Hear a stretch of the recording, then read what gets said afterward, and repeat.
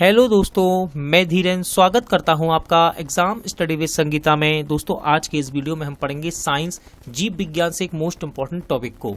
आज हम पढ़ने वाले हैं पारिस्थितिकी यानी कि इकोलॉजी से पार्ट सेकंड को। ये जीव विज्ञान का पार्ट 16 है और पारिस्थितिकी का पार्ट सेकंड। यदि आपने इससे पहले के पार्ट नहीं पढ़े हैं तो आप प्लेलिस्ट में जाकर पढ़ सकते हैं। दोस्तों, आप किसी भी एग्जाम की तैयारी कर रहे हो, चाहे वो रेलवे का एग्जाम हो, एसएससी का एग्जाम हो या फिर किसी स्टेट लेवल का एग्जाम, जहां साइंस एक इंपॉर्टेंट टॉपिक बनता है, वहां इकोलॉजी से क्वेश्चन अक्सर पूछे जाते हैं। ये वीडियो यदि आपको अच्छा लगे, हेल्पफुल लगे, तो प्लीज वीडियो को लाइक और शेयर जरूर कीजिएगा। और यदि अब तक आपने हमारे चैनल को सब्सक्राइब नहीं किया है तो प्लीज चैनल को सब्सक्राइब जरूर कीजिएगा, जिससे कि आपको मेरे आने वाले नए वीडियो का नोटिफिकेशन टाइम पर मिलता रहे। तो चलिए हम अपनी क्लास शुरू करते हैं। क्वेश्चन नंबर 31, निम्नलिखित में से कौन सा पौधा मरुद्भिद है? क्वेश्चन ये रेलवे के एग्जाम में पूछा गया है, इंपॉर्टेंट क्वेश्चन है। निम्नलिखित में से कौन सा पौधा मरुद्भिद है?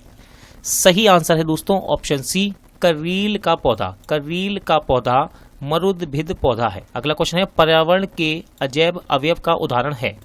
पर्यावरण के अजैव अवयव का उदाहरण है। क्वेश्चन स्टेशन मास्टर और गुड्स गार्ड की परीक्षा में पूछा गया है रेलवे में। देखिए, सही आंसर है इसका ऑप्शन सी, यानी कि वायु। पर्यावरण के अजैव अवयव का उदाहरण क्या है? वायु। नेक्स्ट क्वेश्चन देखते हैं, हाइड्रोपोनिक्स संबंधित है। हाइड्रोपोनिक्स संबंधित है, इंपॉर्टेंट क्वेश्चन है, रेलवे की परीक्षा में इसको भी पूछा गया है।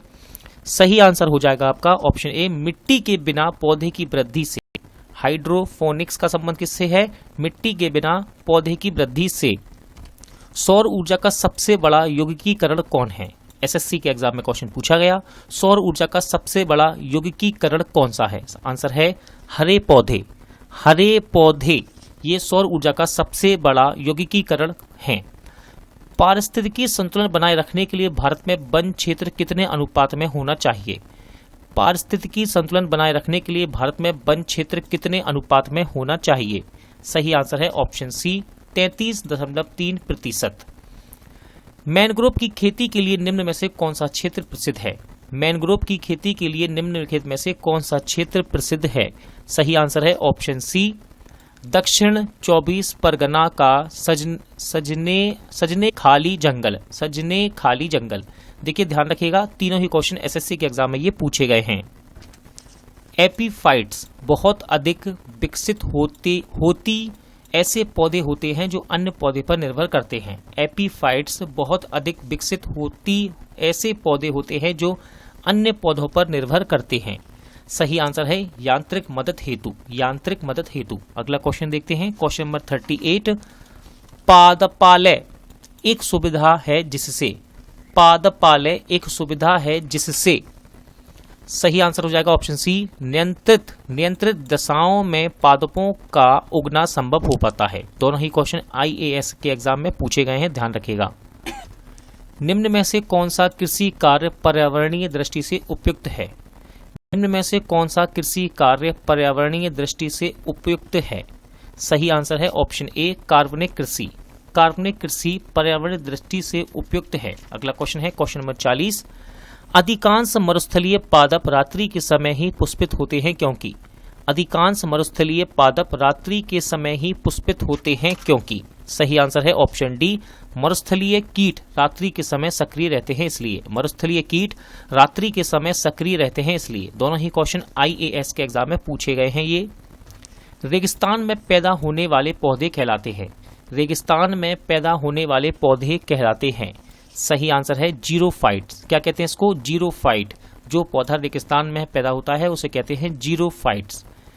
ये क्वेश्चन एग्जाम में पूछा गया है, इस बात को ध्यान रखिएगा, रिपीट होता है। और ये क्वेश्चन पारिस्थितिकी निके की संकल्पना को प्रतिपादित किया था।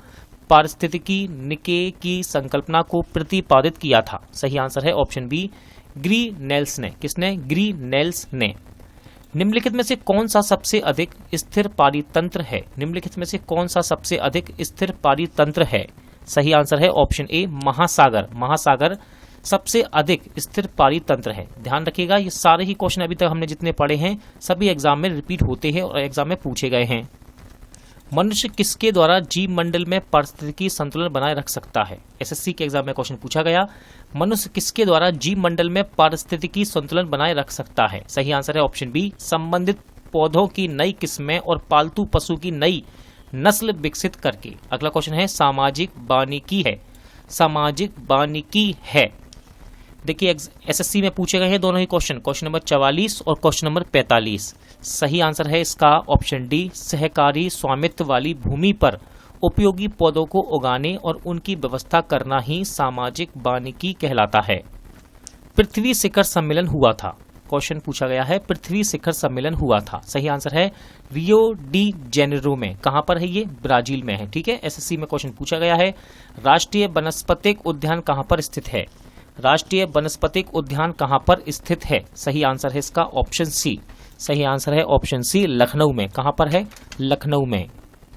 भारत में वन अनुसंधान संस्थान कहां पर स्थित है, भारत में वन अनुसंधान संस्थान कहां पर स्थित है? राइट आंसर है देहरादून में। कहां पर? देहरादून में। पृथ्वी का विशालतम पारिस्थितिकी तंत्र है, पृथ्वी का विशालतम पारिस्थितिकी तंत्र है। राइट आंसर है ऑप्शन बी, जलमंडल। देखिए दोस्तों, ये एक ऐसा चैप्टर है जहां बच्चे क्वेश्चन यहां पर एग्जाम में कम पढ़ के जाते हैं इसके, लेकिन अभी तक आपने देखा होगा जितने भी क्वेश्चन पढ़ रहे हैं सब में लिखा हुआ है कि कौन सा क्वेश्चन किस परीक्षा में पूछा गया। और ये चैप्टर है आपका इकोलॉजी और सेकंड पार्ट है, आप इसको पूरा पढ़िएगा प्लेलिस्ट में जाकर, इंपॉर्टेंट रहेगा आपके एग्जाम के लिए। देखिए चारों क्वेश्चन यहाँ पर एसएससी के एग्जाम में पूछे गए हैं। क्वेश्चन नंबर 50 देखते हैं। 50, निम्नलिखित में से कौन सा एक कृत्रिम पारितंत्र है? जेपीएससी के एग्जाम में पूछा गया है क्वेश्चन ये आपका, निम्नलिखित में से कौन सा एक कृत्रिम पारितंत्र है? सही आंसर है तालाब, तालाब एक कृत्रिम पारितंत्र होता है। वसुंधरा शिखर सम्मेलन हुआ था, एसएससी के एग्जाम क्वेश्चन पूछा गया है वसुंधरा शिखर सम्मेलन हुआ था। सही आंसर है इसका ब्राजील में। कहां पर? ब्राजील में। अगला क्वेश्चन है रेड डाटा बुक उन जातियों के बारे में जानकारी देती है जो, रेड डाटा बुक उन जातियों के बारे में जानकारी देती है जो, तो देखिए इसका सही आंसर है ऑप्शन बी, यानी कि संकटापन, जो जातियां संकट की स्थिति में है उनके बारे में जानकारी देती है रेड डाटा बुक। इनमें से कौन सा जैव विविधता के लिए खतरा है? इनमें से कौन सा एक जैव विविधता के लिए खतरा है? सही आंसर है ऑप्शन सी, प्राकृतिक आवासों और वनस्पति का विनाश तथा झूम खेती। भारत में पारिस्थितिकी असंतुलन का निम्नलिखित में से कौन सा एक प्रमुख कारण है?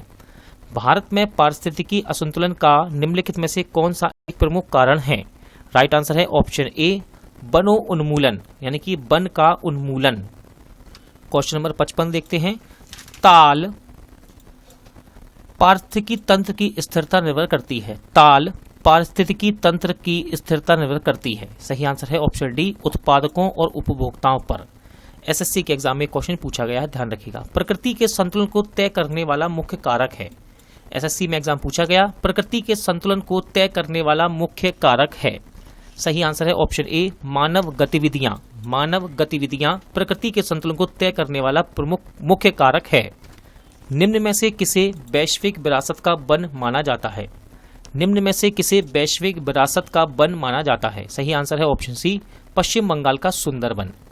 एसएससी में क्वेश्चन पूछा गया ये। अगला क्वेश्चन देखते हैं 58, वह वर्णक जो वनस्पति को परावैंगनी किरणों के दुष्प्रभाव से बचाता है कौन सा है? वह वर्णक जो वनस्पति को परावैंगनी किरणों के दुष्प्रभाव से बचाता है कौन सा है? सही आंसर है ऑप्शन सी, फाइकोसाइनिन। फाइकोसाइनिन ये एक वर्णक है जो कि वनस्पति को परावैंगनी किरणों के दुष्प्रभाव से बचाता है।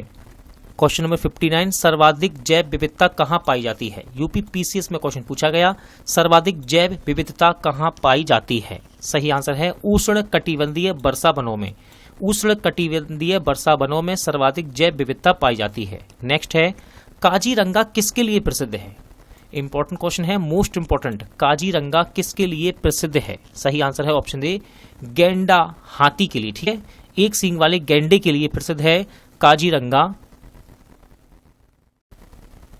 दोस्तों आज का प्रैक्टिस सेट यहीं एंड होता है। उम्मीद करता हूं आपको सभी क्वेश्चन अच्छे लगे होंगे, समझ आए होंगे। पूरा वीडियो देखने के लिए धन्यवाद। जल्द मिलते हैं नेक्स्ट वीडियो के साथ।